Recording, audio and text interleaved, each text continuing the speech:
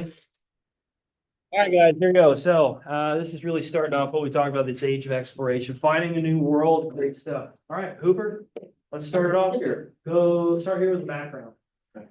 Background in the 1450s, the only way to India and Europe involves traveling for Turkey, but explorers in Portugal and Spain began to look at alternate sea routes.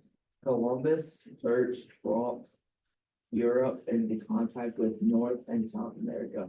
His voyages took him from Lisbon, Portugal to Polis, Spain, and Carnegie, Canary. Canary Islands before he crossed the Atlantic. He landed first on the island of San Salvador. This account begins 9 days after Columbus landed there. All right, hey, good job. So, real quick, guys, as we're looking at the map, you're probably like, oh, San Salvador Island, what is this? Where is this? So, as you're looking at the map right here, so you can see the red marker. It's right next here to the Bahamas, obviously. What we mentioned with his trek across the Atlantic Ocean to the New World. All right, here's Cuba, here's Florida. You can see how close it is. Anyway, I just wanted to make sure you guys saw and kind of can visualize where this is. There it is, that small island right there. All right, good stuff. Real quick, Columbus, where did he think he was? Where do you think he was here, Avery? Yeah, he thought he was in Asia. Boy, oh boy, was he off, right? Anyway, real quick, let's get back to it. Real quick, Hooper, thank you. You want to pick someone else? I'll pick Brody. Go ahead. Sorry. All right, Brody, take it away. Sunday, October 1st, 1942, at 10 o'clock, we arrived at Cape of the Islands. 1492. What I said, 1942. Okay, you're good. anchored the other vessels in company. After having dispatched a meal, I went to work and found no habitation, a single house, and now without an occupant. We had no doubt that the people had fled in terror at our approach, as the house was completely furnished. I suffered nothing to be touched, and went with my captain and some of the crew to view the country.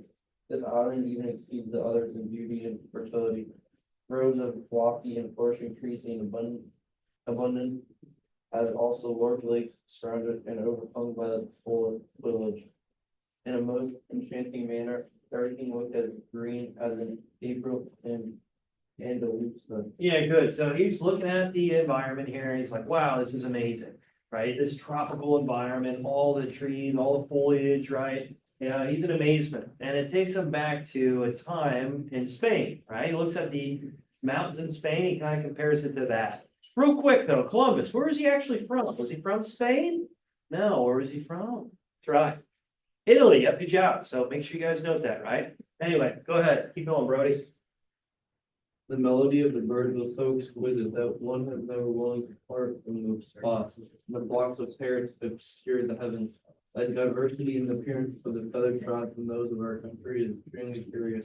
1,000 different sorts of trees, but their fruit were not to be met with. And of a wonderfully delicious odor. It was a great affliction to me of their natures. Good, we'll stop right there. So as he's looking around again, he sees the parrots, right? He smells the aroma of this tropical. He smells the fruits. It's unbelievable, unimaginable. And he kind of kicks himself in the butt a little bit, right? He's like, I wish I really would have explored this island a little bit more in detail. Actually take in the nature itself, right? As he's just looking for any type of civilization. He's looking for gold, riches, right? He's looking for some sort of trade with the Asian markets. Boy, was he far off. But as he's looking around, right, he's in amazement of this beautiful landscape and this environment that, again, these Europeans never encountered before. So they say, right? Obviously, we know Vikings were here way before that, but for modern time, this is his first encounter. Good, go ahead, keep going. What was that? You're at going around one of these lakes. Going around one of these lakes, I saw a snake which we killed, and I had kept the skin for your tidiness.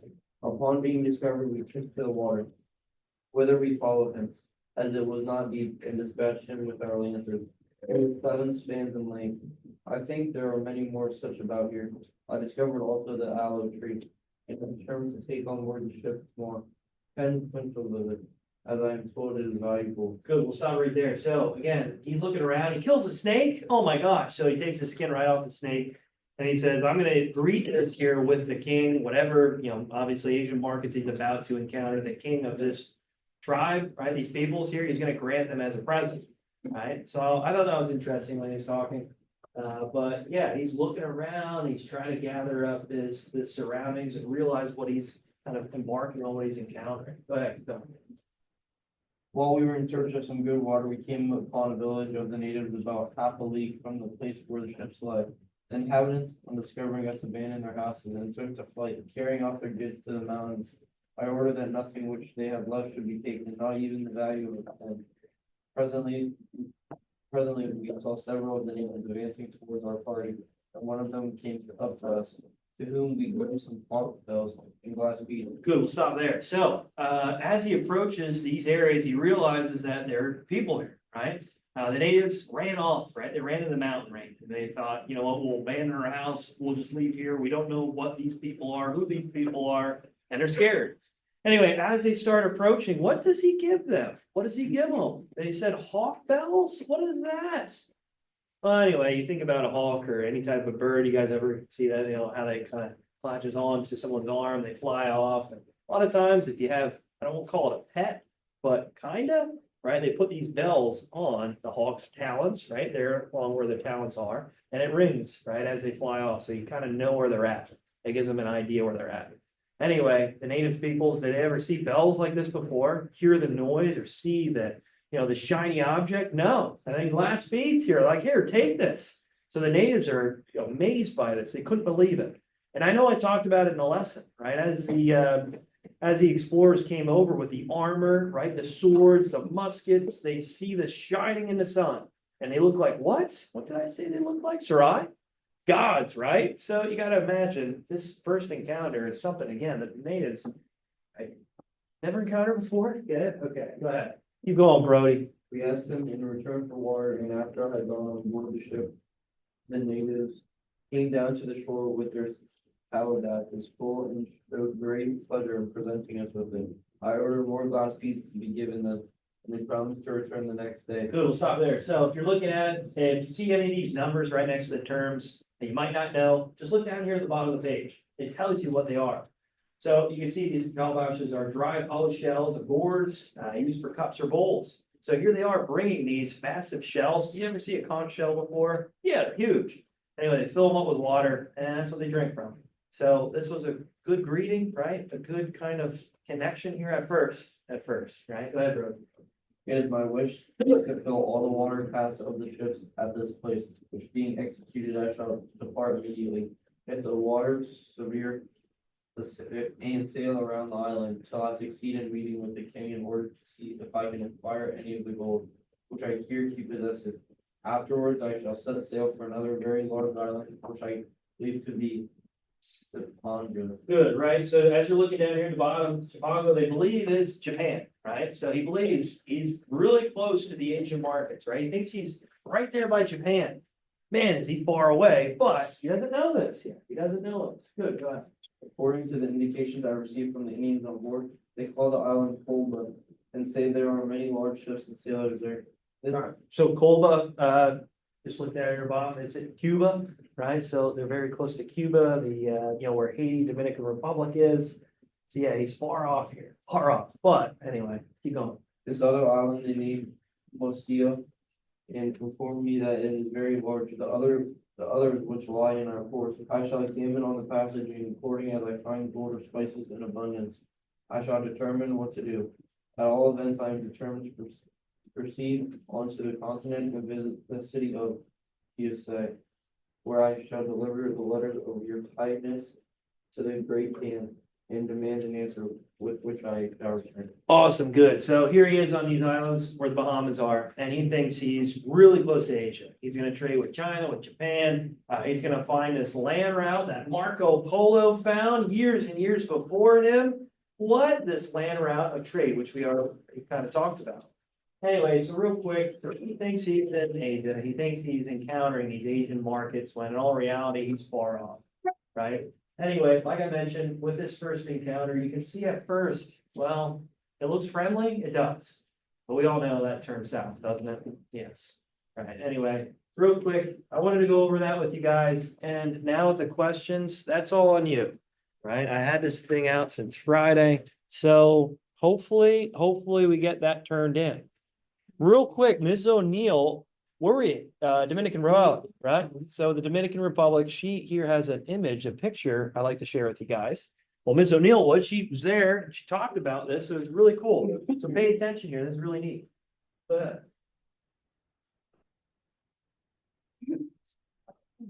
Okay, All right, here we go. so this picture, when I was at the Dominican Republic, which is where Columbus landed.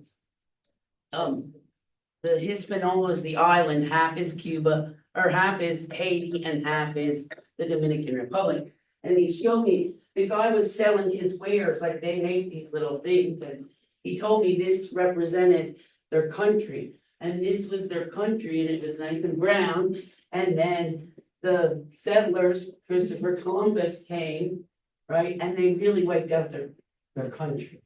You know, and they didn't think much of Christopher Columbus there, but he discovered it, but they didn't, because they felt like he destroyed their country, he, you know, stole stuff, took their women, you know.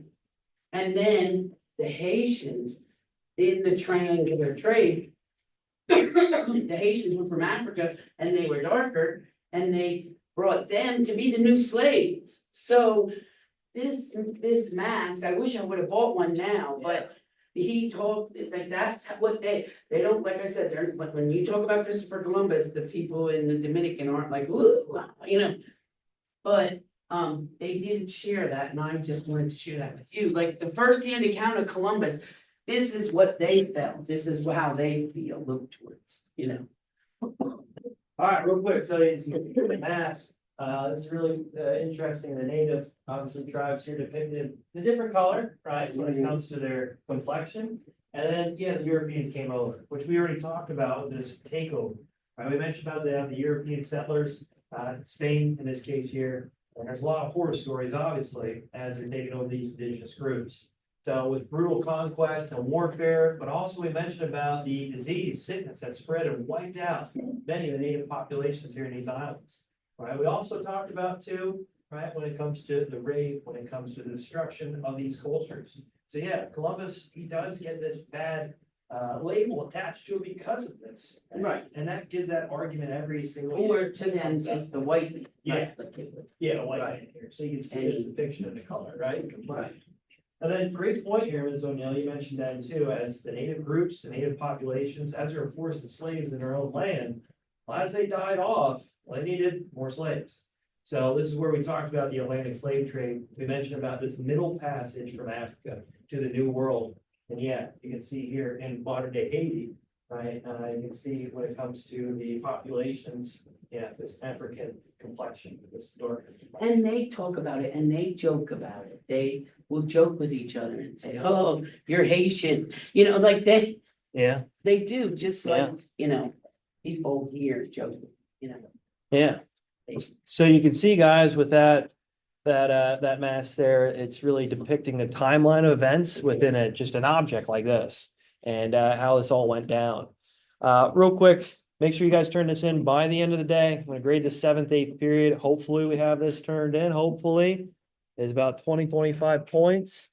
All right, anyway, last thing here. I want to get to the booklet. So you can find the booklet link attached to the vocab assignment. Right, please study it, please look it over. This guy's ready to go. Nice job. I'm gonna put up the booklet now, have that out ready to go, and we'll type in the ID and get you rolling.